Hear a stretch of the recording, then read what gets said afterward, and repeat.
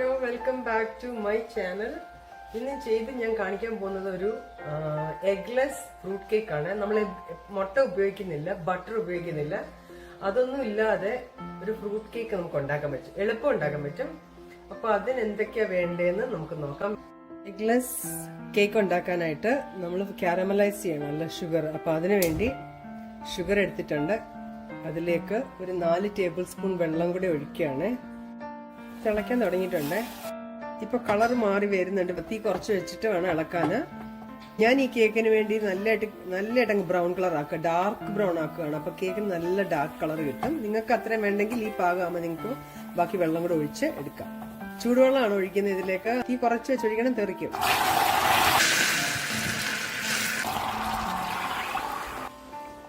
ഇനി ഇത് തിളയ്ക്കണം. തിളച്ച് കഴിയുമ്പോൾ ഇപ്പൊ എന്താ കണ്ടില്ല, ഇങ്ങനെ സ്പൂണിലൊക്കെ കണ്ടോ കട്ടിയായിട്ടിരിക്കുന്നേ.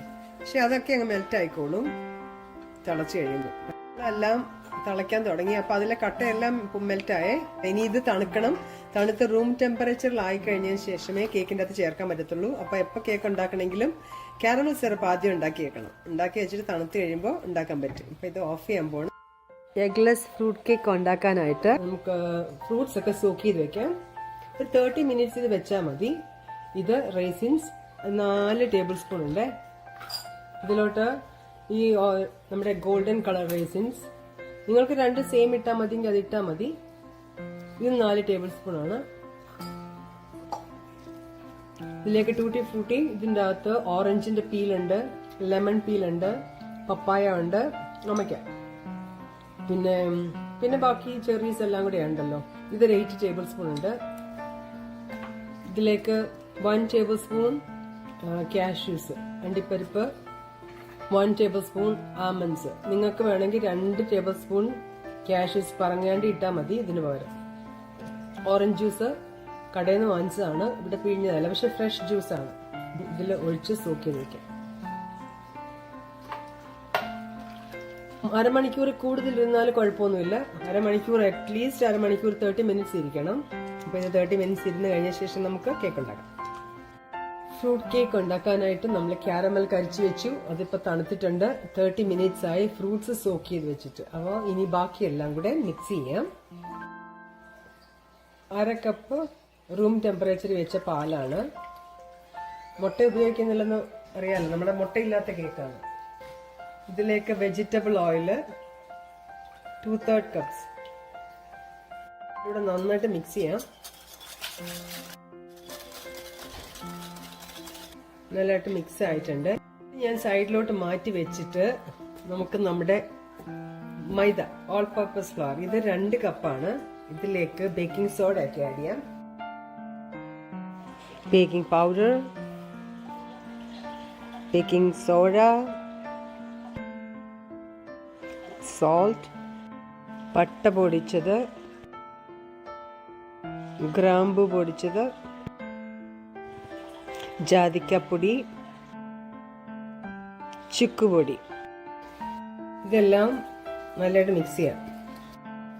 ഇതെല്ലാം കൂടെ യോജിപ്പിച്ചിനിയും നമ്മുടെ പാലും എണ്ണയും കൂടെ ഉള്ള മിക്സ്ചർ ഇല്ലേ, അതിലേക്ക് പഞ്ചസാര ആഡ് ചെയ്യാം. Sugar 1/2 cup ഷുഗറാണ്.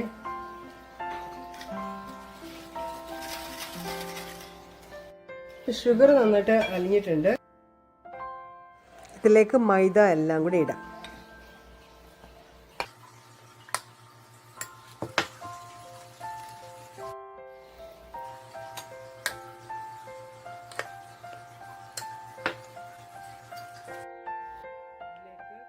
ഇതിലേക്ക് കാരമൽ സിറപ്പ് ഒഴിക്കാം.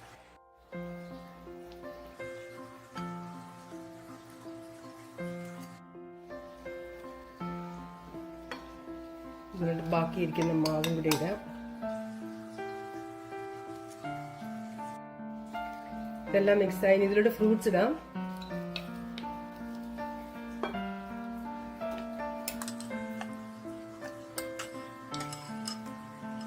ഇതിന്റെ ജ്യൂസ്, നമ്മൾ ഈ ഓറഞ്ച് ജ്യൂസും കൂടി ഇതിൽ ഒഴിക്കുകയാണ്.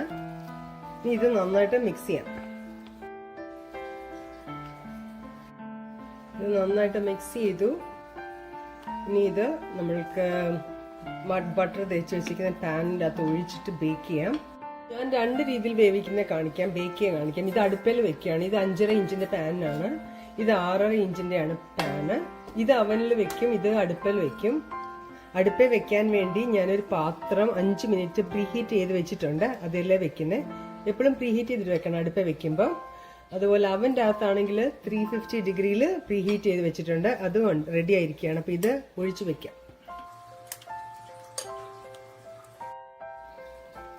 ഒന്ന് ടാപ്പ് ചെയ്യണേ. അപ്പോൾ എന്തെങ്കിലും എയർ ബബിൾസ് ഒക്കെ ഉണ്ടെങ്കിൽ അതങ്ങ് വയ്ക്കുള്ളൂ. ടാപ്പ് ചെയ്തിട്ട് ദമനിലോട്ട് വയ്ക്കാം. അടുപ്പേ അടുപ്പേ ബേക്ക് എന്ന് പറഞ്ഞില്ലേ, അതിനുവേണ്ടി ഞാനൊരു പാത്രം വെച്ചിട്ടുണ്ട്. ഇതിന്റെ അടിയിൽ ഒരു സോസറാണ് ഇട്ടേക്കുന്നത്. അതിന്റെ പുറത്തോട്ടാണ് ഞാൻ വെക്കാൻ പോകുന്നത്. നിങ്ങൾക്ക് വല്ല തിരികെയൊക്കെ ഇല്ലേ, സ്റ്റീൽ തിരിക അങ്ങനത്തെ ഒക്കെ ഉണ്ട്, അതേ വെക്കണം. എന്നിട്ട് ഇതിന്റെ പുറത്ത് ടിഷ്യൂ ഇടാൻ പോകും. ഒരു ടിഷ്യൂ ഇങ്ങനെ വെച്ചിട്ടാണ് അടയ്ക്കുന്നത്. എന്താണെന്ന് വെച്ചാൽ ചിലപ്പം വെള്ളമൊക്കെ ആവി കൊണ്ട് വെള്ളം വരത്തില്ല. അപ്പൊ അത് തിരിച്ച് കേക്ക് വീണ് കേക്കിന്റെ പുറത്ത് വീണ് അത് അഴുക്കാവാതിരിക്കാൻ വേണ്ടി ഞാനൊരു ടിഷ്യൂ വെച്ച് ഇങ്ങനെ കവർ ചെയ്തിട്ടുണ്ട്. അത് 40 മിനിറ്റ്സ് വെക്കാൻ പോവാണ്. ചെറിയ തീയിലാണ് വെക്കുന്നത്. 40 മിനിറ്റ്. എഗ്ലെസ് ഫ്രൂട്ട് കേക്ക് അപ്പോൾ റെഡിയായി. ഇതാണ് അവൻ്റെ അകത്ത് വെച്ചുണ്ടാക്കിയത്. ഇതാണ് അടുപ്പിൽ വെച്ചുണ്ടാക്കിയത്. ഇതിന്റെ പുറവശം കണ്ടോ? ഇതുണ്ടോ? കേക്കിന്റെ പോലൊക്കെ തോന്നുന്നു ഇതല്ലേ കാണുമ്പോൾ. ഇനി ഇത് കട്ട് ചെയ്ത് നോക്കാം. നിങ്ങൾ ഒരിക്കലും കേക്ക് ഉണ്ടാക്കിയിട്ട് ആ സെയിം ദിവസം കട്ട് ചെയ്യരുത്. ഇതിപ്പോൾ ഞാൻ കാണിക്കാൻ വേണ്ടി കട്ട് ചെയ്യുക. നിങ്ങൾ 2 ദിവസം വെയിറ്റ് ചെയ്തിട്ടേ കട്ട് ചെയ്യാവുള്ളൂ.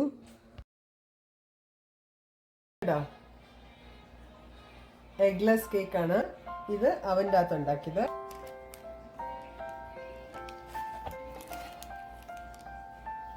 അടുപ്പിലുണ്ടാക്കിയതും അവൻ്റെ അകത്ത് ഉണ്ടാക്കിയതും ടെക്സ്ചറൊക്കെ സെയിം, നല്ല ഒരു കുഴപ്പമില്ല.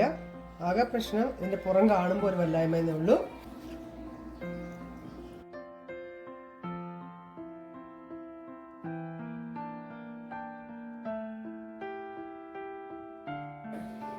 കാണുമ്പോഴേ അറിയാലോ എത്ര വളരെ നല്ല മോയിസ്റ്റ് ആണ് കേക്ക് കേട്ടോ. കണ്ടോ, മോയിസ്റ്റ് കേക്കാണ്, ടേസ്റ്റിയാണ്. ബൈറ്റ് എടുത്ത് നോക്കാമേ. ടേസ്റ്റിന്റെ കാര്യത്തിലും ടെക്സ്ചറിന്റെ കാര്യത്തിലും ഒക്കെ വളരെ നല്ലൊരു കേക്കാണ്. അത് നമ്മൾ ഓറഞ്ച് ജ്യൂസ് സോക്ക് ചെയ്തതിന്റെ ആ ഓറഞ്ചിന്റെ ഒക്കെ ഉണ്ടല്ലോ, നല്ല ഫ്ലേവർ ഫീൽ ചെയ്യുന്നുണ്ട്. അപ്പൊ പുതിയൊരു വീഡിയോ ആയിട്ട് കാണാം. Children by.